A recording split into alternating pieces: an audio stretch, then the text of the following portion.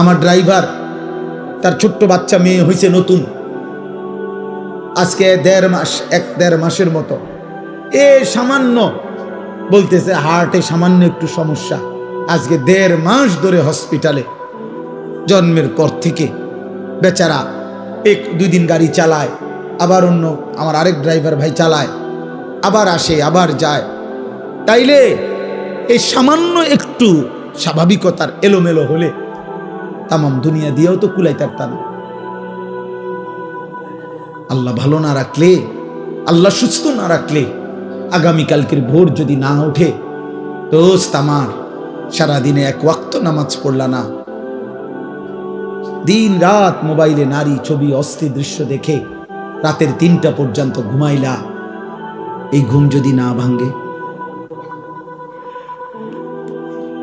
এই রাত যদি আর ভোর না হয়,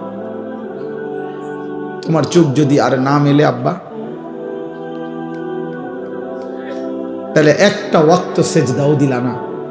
শরীরটাও নাপাক ছবি, নাপাক দৃশ্য, হারাম নারীর ছবি দেখতে দেখতে, হারাম কল্পনা করতে করতে, হয় নিজের হাত নাই তো বাস্তবতার শরীর হারাম বীর্যপাত করে নাপাক করে দিলা, নষ্ট করে রাখলা।